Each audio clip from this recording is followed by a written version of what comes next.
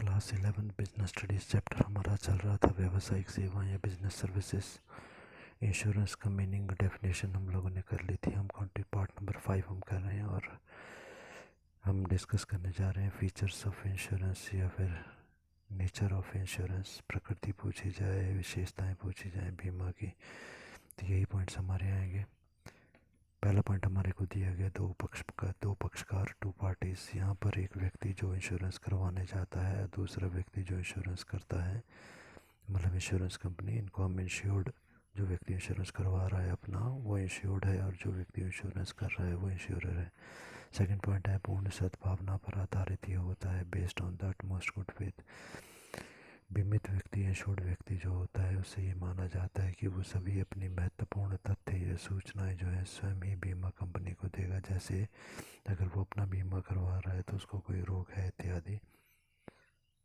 Third point है सहकारी व्यवस्था पर आधारित, बेस्ड ऑन कोऑपरेटिव सिस्टम। हम लोगों ने पढ़ा कि सभी व्यक्तियों का यहाँ पर थोड़ा थोड़ा पैसा जो है मिला होता है, और उसी से उस व्यक्ति की मदद की जाती है जो कि पीड़ित होता है, जिसको हानि हुई होती है।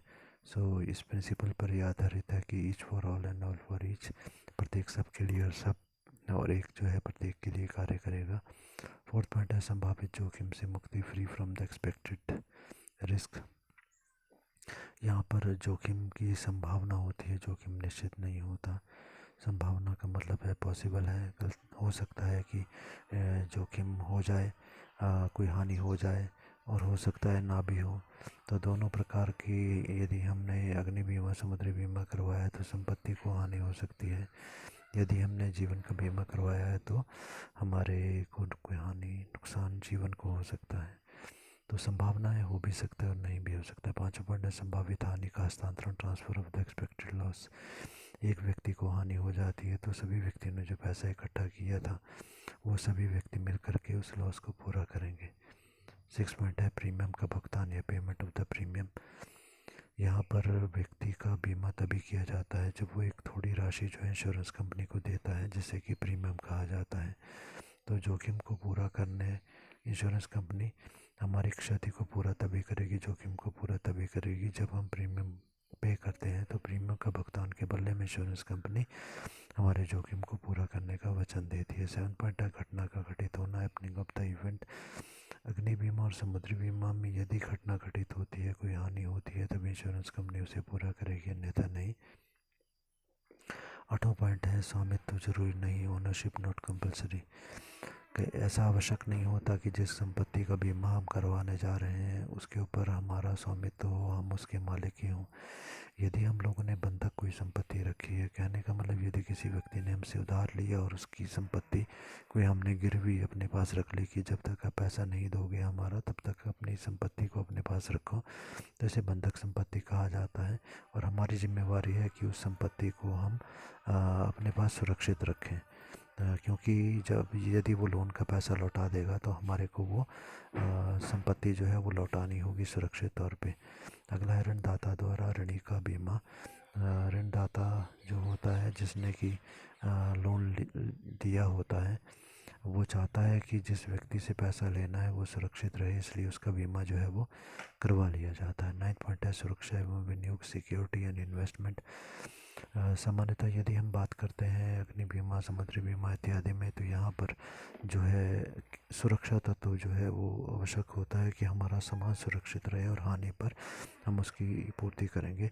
जब हम जीवन बीमा की बात करते हैं, आगे हम डिटेल में पढ़ेंगे इनके बारे में, अपने जीवन का जब हम बीमा करवाते हैं तो यहाँ पर हम वस्तु की अपनी सुरक्षा भी चाहते हैं और साथ में कुछ पैसा हमारा जुड़ जाए, विनियोग तत्व इसे कहा जाता है, वो भी चाहते हैं।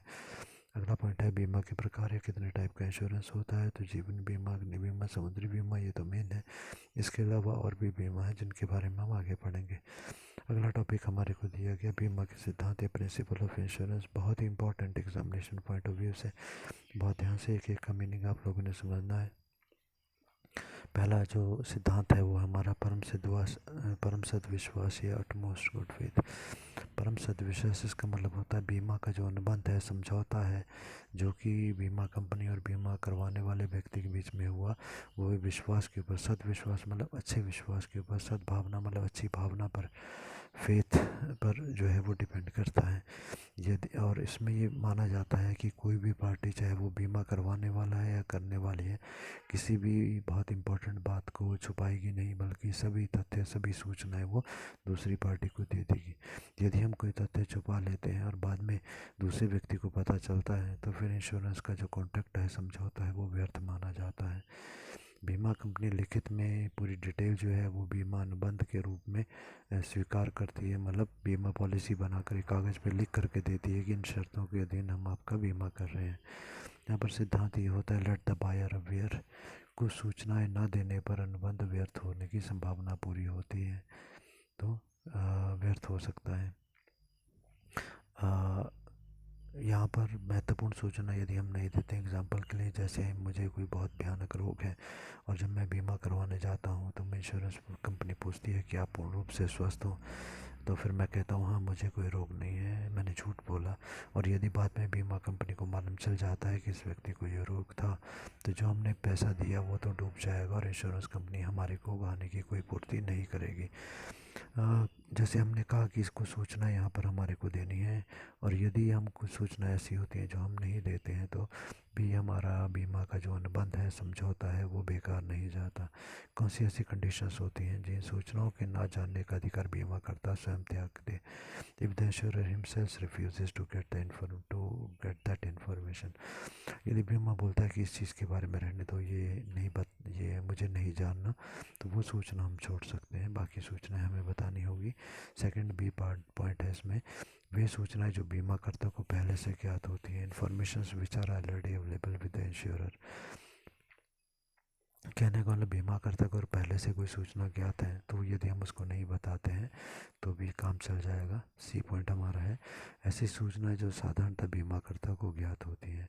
इंश्योरेंस कंपनी को नॉर्मली ये पता ही होता है, information which insurer is suppose to know, वो भी हम नहीं बताए तो चल जाएगा। और डी पॉइंट है, ऐसी सूचनाएं जो बीमाकर्ता के जोखिम को घटाती हैं, information which reduces the risk of the insurer. Second principle पर आते हैं, जो है बीमा योग्य हित या फिर इंश्योरेबल इंटरेस्ट। अब बीमा योग्य हित क्या चीज़ होती है?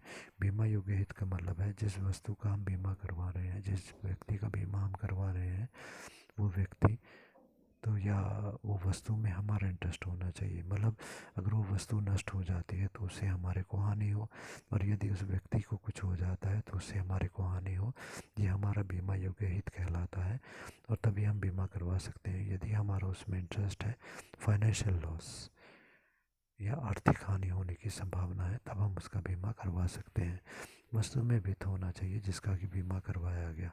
यदि इस वस्तु को क्षति पहुंचे तो बीमा कराने वाले व्यक्ति को क्षति पहुंचे, यह इंश्योरेबल इंटरेस्ट कहलाता है। अब इंश्योरेबल इंटरेस्ट कैसा है कि एग्जांपल हम लोग लेते हैं, मान लो कि मेरी दुकान है और दुकान में रखा हुआ सामान है, तो मैं उस सामान का बीमा करवाता हूँ।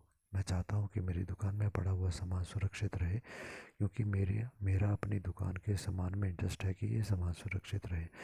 मेरी दुकान है और मेरे पड़ोस में एक दुकान है, मैं पड़ोसी दुकानदार का सामान का बीमा करवाता हूँ और ये बोलता हूँ और बाद में मैं उस सामान को आग लगा देता हूँ, क्योंकि मेरा उस पड़ोसी के सामान में कोई इंटरेस्ट नहीं है। ठीक है, तो मैं बाद में हानि पहुँचा सकता हूँ और बोल सकता हूँ कि भाई मुझे पैसे दो, पड़ोसी की दुकान जल गई है। तो वो इंश्योरेंस कंपनी पहले तो बीमा करेगी नहीं, और यदि बीमा हो जाता है तो बोलते हैं कि आपका इसमें कोई इंटरेस्ट नहीं था। तो ये इंश्योरेबल इंटरेस्ट होता है। तो जब हम जीवन बीमा करवाते हैं तो इसकी दशा में हमारा जो इंटरेस्ट है वो बीमा कराते समय होना चाहिए। जीवन बीमा का मतलब ये हुआ कि जिस टाइम पर हमने बीमा करवाया था, जीवन बीमा बहुत लंबे समय का होता है, 25-30 सालों का हो सकता है। तो जिस टाइम पर हमने बीमा करवाया था, इंश्योरेंस करवाया था, तब एक व्यक्ति जो था वो मेरी पार्टनरशिप फर्म में पार्टनर था। तो मैं चाहता हूँ कि मेरा पार्टनर सुरक्षित रहे, तो मेरा बिजनेस भी चलता रहेगा, इसलिए मैंने उसका बीमा करवा लिया। तो हित कब होना चाहिए? जब हमने बीमा करवाया था, क्योंकि उस समय वो मेरा पार्टनर था। चाहे बाद में वो पार्टनरशिप हमारी फर्म को छोड़ के चला गया। और अग्नि बीमा की दशा में बोलता है कि दोनों ही समय जो है वो हमारा हित उसमें होना चाहिए। एक तो तब जबकि हम बीमा करवा रहे हैं, और दूसरा तब जबकि वस्तु को हानि हो रही थी। जिस टाइम पर हमने बीमा करवाया उस टाइम पर भी वस्तु हमारी थी, और जब हानि होनी हुई तो उस टाइम पर भी वस्तु हमारी होनी चाहिए, तभी बीमा हो सकता है। थर्ड प्रिंसिपल हमारा जो है वो है हमारा क्षतिपूर्ति का सिद्धांत या प्रिंसिपल ऑफ इंडेमनिटी। अब क्षतिपूर्ति का सिद्धांत का क्या मतलब होता है? इंश्योरेंस का जो कॉन्ट्रैक्ट होता है, अग्नि बीमा, समुद्री बीमा, मतलब जीवन बीमा के अलावा जितने भी बीमा होते हैं वो सभी सिद्धांत क्षतिपूर्ति के सिद्धांत या प्रिंसिपल ऑफ इंडेमनिटी होते हैं। अब इंडेमनिटी का मतलब होता है क्षति को पूरा करना, हानि को पूरा करना। हमारी दुकान में सामान रखा हुआ था और दुकान से सामान जल करके नष्ट हो गया, उस सामान को हानि हुई, तो जितनी हानि हो जाएगी वो हानि इंश्योरेंस कंपनी पूरा कर देगी। तो इसलिए इसे हम क्षतिपूर्ति का बीमा कहते हैं। तो देखें, जीवन बीमा के अतिरिक्त बाकी सभी बीमा जो है वो प्रिंसिपल ऑफ इंडेमनिटी या क्षतिपूर्ति का बीमा होते हैं। यहाँ पर कंपनी जो होती है, इंश्योरेंस कंपनी, वो व्यक्ति को जो वास्तविक हानि हुई होती है उसको पूरा करती है। इसके द्वारा कोई भी व्यक्ति इंश्योरेंस से लाभ नहीं कमा सकता, ये लाभ कमाने का साधन नहीं है।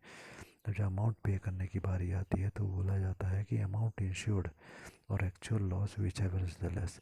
जितने रुपए का बीमा करवाया गया उतना रुपए जब वास्तव में जो लॉस हुआ है उतना जो है इंश्योरेंस कंपनी हमारी क्षति को पूरा करेगी। एग्जाम्पल लेके समझते हैं हम उसको तीन। जैसे कि फर्स्ट एग्जाम्पल सेकेंड लाइन में दिया गया कि value of the goods at the shop ₹1,00,000। मेरी दुकान में 1,00,000 रुपए का सामान पड़ा हुआ है। इंश्योरेंस ऑफ ₹1,00,000 और 1,00,000 रुपए का ही मैंने इंश्योरेंस कंपनी से इंश्योरेंस करवा लिया। अब आगे उसने बोला कि आग लगी और आग लगने से चीज़ें कितनी की नष्ट हो गई? Goods destroyed worth ₹40,000। 40,000 रुपये का सामान मेरा नष्ट हो गया। तब ऐसा नहीं है कि इंश्योरेंस कंपनी मुझे 1,00,000 दे देगी क्योंकि मैंने 1,00,000 का बीमा करवाया। जो मेरी वास्तव में हानि हुई है वही इंश्योरेंस कंपनी के द्वारा पूरी की जाएगी। तो compensation should be rupees worth ₹40,000। तो इंश्योरेंस कंपनी जो वास्तविक हानि हुई है 40,000 की, वही पूरा करेगी।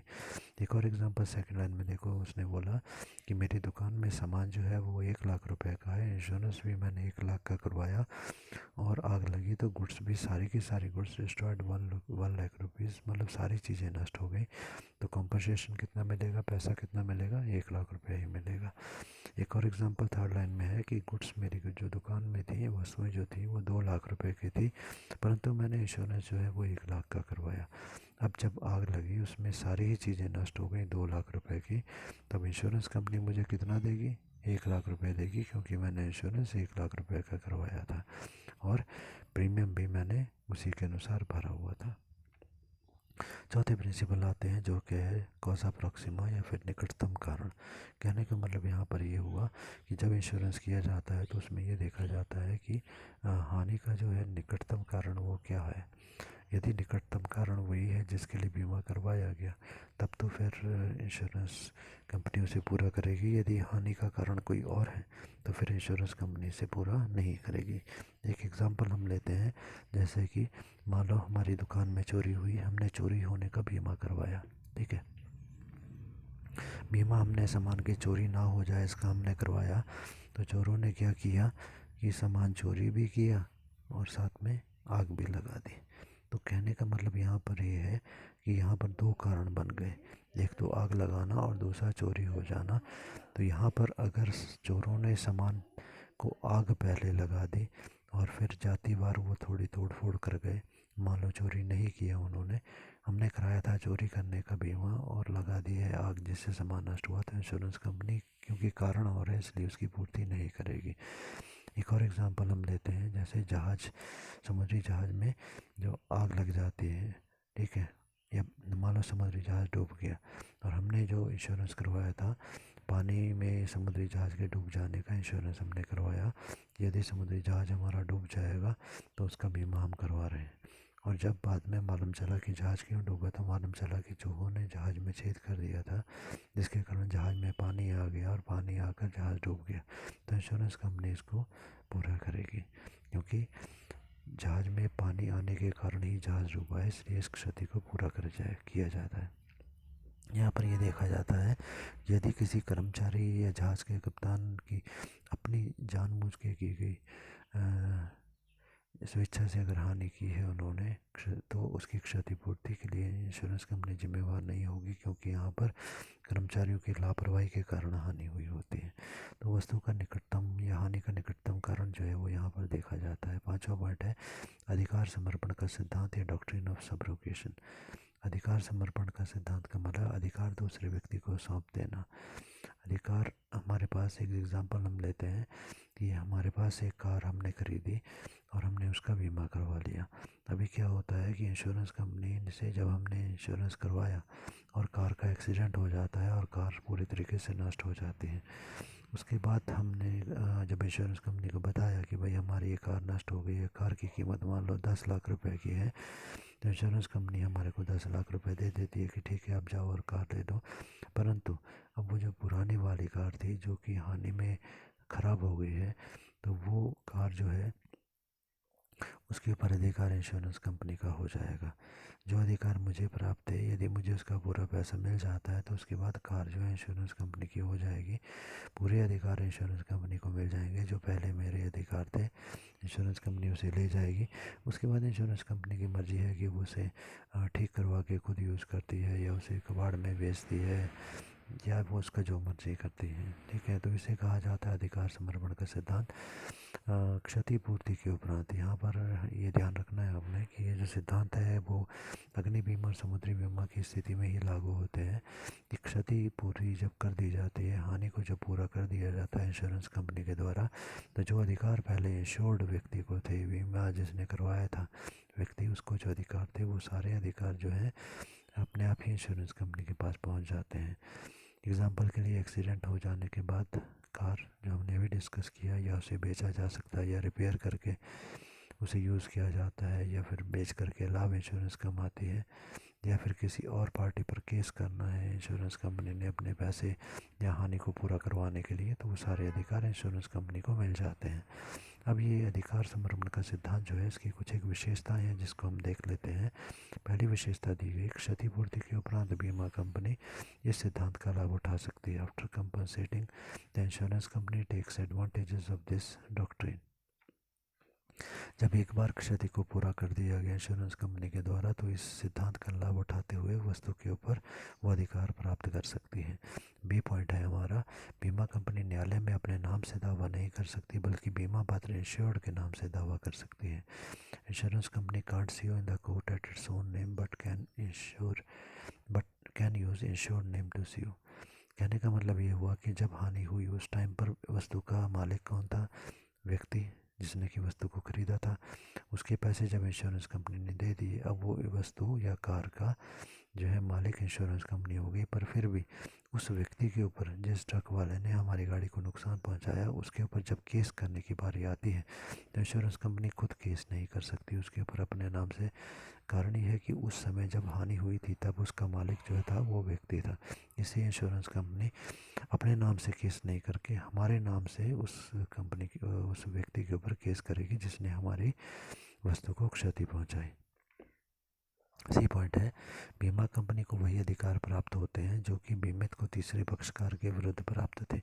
Insurance company gets all those rights which insured was having against the third party. जो हमारे को अधिकार थे, यदि हमारे पास ही वस्तु होती और किसी ट्रक ड्राइवर ने अगर हानि पहुंचा दी तो हम उसके ऊपर केस करते और हमारे को क्षतिपूर्ति होनी थी। वही सारे अधिकार जो हैं अब हमारे इंश्योरेंस कंपनी के पास चले जाएंगे दूसरी पार्टी के ऊपर केस करने के लिए। डी पॉइंट हमारा है, बीमा करवाने वाला व्यक्ति बीमा कंपनी की मदद करेगा। Insured will help the insurance company. क्षतिपूर्ति हो जाने के बाद में हमारी ये रिस्पॉन्सिबिलिटी बनती है कि हम इंश्योरेंस कंपनी की हानि को पूरा करवाने में मदद करेंगे। ई पॉइंट है, जो धन बीमा कंपनी वसूल करेगी उस पर अधिकार केवल बीमा कंपनी का होगा। Amount which is relied by the insurance company, only the insurance company has a right over it, क्योंकि इंश्योरेंस कंपनी ने हमारी हानि को पहले ही पूरा कर दिया। 6 पॉइंट है, अंशदान का सिद्धांत है, प्रिंसिपल ऑफ कंट्रीब्यूशन। इसका मतलब समझते हैं, यदि कोई व्यक्ति अपनी वस्तु का एक से अधिक कंपनियों से बीमा करवाता है तो ऐसी स्थिति में उसे डबल इंश्योरेंस या दोहरा बीमा कहा जाता है। कहने का मतलब, हमने अपनी वस्तु का एक कंपनी से नहीं बल्कि ज़्यादा कंपनियों से बीमा करवाया, तो सभी कंपनियां जो हैं वो मिल करके हमारी हानि को पूरा करेंगी, हमारी क्षति को पूरा करेंगी। यहाँ पर ये ध्यान रखना है कि जो भी टोटल अमाउंट इंश्योरेंस कंपनीज के द्वारा हमारे को मिलेगा वो वास्तविक हानि से अधिक किसी भी दशा में नहीं होता है। तो सभी कंपनियां मिल के आपस में एक रेशो में, एक अनुपात में अंशदान करेंगी, थोड़ा थोड़ा पैसा इकट्ठा करेंगी। All insurance companies are legally liable to contribute their proportionate share towards the payment of the risk. Example हम लेते हैं कि एक दुकान जो थी उसका इंश्योरेंस करवाया है मालिक ने 3 इंश्योरेंस कंपनियों से। ए कंपनी से 4 लाख का इंश्योरेंस करवाया, बी कंपनी से 8 लाख का करवाया और सी कंपनी से फिर 4 लाख का करवाया। अब टोटल लॉस जो हमारे को हो गया, हानि जो हुई है वो 3 लाख की हुई दुकान में आग इत्यादि से नष्ट होने के कारण। तो जो व्यक्ति है उसको इंश्योरेंस कंपनियां, तीनों की तीनों इंश्योरेंस कंपनी इकट्ठा करके 3 लाख रुपया दे देंगी, या तीनों इकट्ठा करके देंगी या तीनों में से कोई एक कंपनी जो है उसे 3 लाख रुपए दे देगी। और बाद में क्या होगा, सारी इंश्योरेंस कंपनियां 1:2:1 के अनुपात या रेशो में उस व्यक्ति आपस में जो है पैसा इकट्ठा कर लेंगे। ये अनुपात कहाँ से आया, 4 लाख, 8,000, 8 लाख और 4 लाख, इस रेशो को हमने 1:2 और 1 की रेशो बनाया। सातवां जो हमारा सिद्धांत है वो है हानि को कम से कम करना या मिटिगेशन ऑफ लॉस। अब हानि को कम से कम करना या फिर मिटिगेशन ऑफ लॉस का क्या मतलब हुआ कि जब हमने वस्तु का इंश्योरेंस करवा लिया उसके बाद भी हमारी ये रिस्पॉन्सिबिलिटी बनती है कि हम अपनी हानि को कम से कम करने का प्रयास करें। जैसे कि हमने उस वस्तु का बीमा करवाया ही नहीं है, बिल्कुल वैसे ही हमारे को वस्तु को हानि होने से बचाना है। यदि कोई व्यक्ति उस प्रकार से कि उसकी इंश्योरेंस हुआ है उसको पैसा मिल जाएगा ये सोच करके हानि को पूरा वस्तु को बचाने की कोशिश नहीं करता, तो इंश्योरेंस कंपनी को यदि बाद में मालूम चल जाए तो फिर वो इंश्योरेंस कंपनी उस व्यक्ति की क्षतिपूर्ति करने से मना कर सकती है। वस्तु की हानि को बचाने की हमारी जिम्मेवारी है। उसके लिए यदि व्यक्ति वस्तु को बचाने के लिए थोड़ा बहुत खर्चा करता भी है तो इंश्योरेंस कंपनी के द्वारा कई बार उसे वो खर्चा दे दिया जाता है। एग्जाम्पल हम लेते हैं कि समुद्री जहाज जा रहा है समुद्र में, जहाज में वजन ज़्यादा था, इसके कारण बीच समुद्र में जाकर जहाज की डूबने की संभावना जो है लग रही है। तो ऐसे में यदि जहाज डूब गया तो सारा जहाज भी नष्ट हो जाएगा, सामान भी सारा नष्ट हो जाएगा, व्यक्ति भी सभी मर जाएंगे। तो ऐसी स्थिति में जहाज का जो कप्तान है ये फैसला लेता है कि ऐसी वस्तुएं जो वज़न में बहुत ज़्यादा हैं और कीमत में कम, जैसे मान लो कि बेकार कच्चा लोहा जो उसमें जा रहा था, कोयला उसमें जा रहा था, ये चीज़ें बहुत भारी हैं इसलिए इनकी कीमत बहुत कम है। यदि इस सामान को उठाकर हम समुद्र में फेंक देते हैं तो उससे जहाज़ का वज़न कम हो जाएगा और समुद्री जहाज़ डूबने से बच जाएगा। तो उन्होंने ऐसा ही किया। अब इंश्योरेंस कंपनी को बाद में बताया जाता है कि जहाज़ डूब रहा था इसलिए हमने कुछ सामान फेंक दिया, ये हानि हमारे को हो गई है। तो इंश्योरेंस कंपनी, क्योंकि हमने बहुत बड़े जहाज़ को और बाकी के बहुत कीमती सामान को बचा लिया, तो ये थोड़ा बहुत जो खर्चा हमारे को उस मालिक को देना पड़ेगा जिसने सामान भिजवाया था, लोहा, कोयला इत्यादि, तो उसको हमारे को जो क्षतिपूर्ति करनी है वो इंश्योरेंस कंपनी हमारे को कर देगी। अगला टॉपिक हमारा है बीमा की आवश्यकता क्यों पड़ती है, वाई इंश्योरेंस इज रिक्वायर्ड। ये बीमा के लाभ क्या है, एडवांटेजेस ऑफ इंश्योरेंस, या बीमा का महत्व क्या है, इंपॉर्टेंस ऑफ इंश्योरेंस। इसके पॉइंट्स हम डिस्कस करेंगे। और ये पॉइंट हमारा है व्यवसाय को लाभ या एडवांटेजेस टू द बिजनेसमैन। व्यवसाय के मालिक को क्या लाभ होता है इंश्योरेंस करवाने का। तो पहला है सुरक्षा या फिर प्रोटेक्शन। हमारा भविष्य सुरक्षित हो जाता है। अग्नि से माल हमारा दुकान में जो पड़ा हुआ है वो सुरक्षित हो जाता है, दुकान सुरक्षित हो जाती है। कारखाने का बीमा हम करवा लेते हैं। समुद्र में यदि हम सामान भेजते हैं तो हमारे जहाज का बीमा करवा सकते हैं, सामान का बीमा करवा सकते हैं। सेकंड है व्यवसाय में स्थिरता, स्टेबिलिटी इन बिजनेस। जैसे ही व्यवसाय को कोई हानि होती है बिना बीमा कंपनी उसकी क्षतिपूर्ति कर देती है, वो पैसा हमारे को वापस देती है। इसलिए बिजनेस पहले की तरह ही चलता रहता है और उसकी सुरक्षा रहती है। थर्ड पॉइंट है वित्तीय सहायता या फिर फाइनेंशियल असिस्टेंस। बीमा कंपनी अपनी बीमा का जो पैसा इकट्ठा होता है, उनकी आय का जो पैसा होता है उसका एक बड़ा भाग कंपनी के शेयर्स और डिबेंचर को खरीद कर या फिर अंडरराइट करके देती हैं। इससे या फिर उनको प्रत्यक्ष रूप से ऋण देती हैं या फिर उनमें अपना पैसा इन्वेस्ट करती हैं। मतलब बीमा कंपनी को जो लाभ होगा वो दूसरी कंपनियों को वो दे देती हैं। तो हमारे को बीमा कंपनियों से जब वो दूसरी कंपनी को उधार दे के लाभ कमाती हैं तो हमारी कंपनी भी इंश्योरेंस कंपनी से उधार ले सकती है और अपना काम चला सकती है। तो वित्तीय सहायता इंश्योरेंस कंपनी करती है। तो होता है ऋण मिलने में सुविधा, इजी टू गेट लोन। जो कंपनियां अपने अपने व्यापार का और सामान का बीमा करवा लेती हैं ऐसी कंपनी को आसानी से उधार मिल जाता है, क्योंकि लोग जानते हैं कि अगर कोई हानि हो जाएगी तो इंश्योरेंस कंपनी उस हानि को पूरा कर लेगी। पांचवा पॉइंट है कार्यक्षमता में वृद्धि, increase in the efficiency. Compensation, जैसे हमने कहा कि अगर किसी कर्मचारी की मृत्यु हो जाती है, दुर्घटना हो जाती है, तो ऐसी स्थिति में हमारे को उसे हानि को पूरा करना होगा। तो वर्कमैन कॉम्पनसेशन एक्ट के अनुसार कार्य करते समय यदि किसी कर्मचारी की दुर्घटना से क्षति हो जाती है तो उसकी क्षतिपूर्ति हमारे को करना होगा, और इसमें लाखों रुपए हमारे को उस परिवार को देने होंगे। तो ये कंपनी के ऊपर बहुत ज़्यादा खर्चा आ जाता है जिसे कंपनी सहन नहीं कर सकती। तो यदि हम बीमा करवा लेते हैं तो ऐसी हानि हो जाने पर बीमा कंपनी के द्वारा हमारे को वो पैसा मिल जाएगा और हम वो पैसा उस व्यक्ति को दे देंगे। छठा पॉइंट है व्यापार या व्यवसाय का प्रसार या विकास, expansion and development of the business. Insurance company के द्वारा जब हमारा व्यवसाय सुरक्षित हो जाता है तो हम व्यवसाय को भविष्य में बढ़ाने का विचार कर सकते हैं, क्योंकि यदि हानि कोई होगी तो हानि को इंश्योरेंस कंपनी द्वारा पूरा कर लिया जाएगा और हम निश्चिंत होते हैं।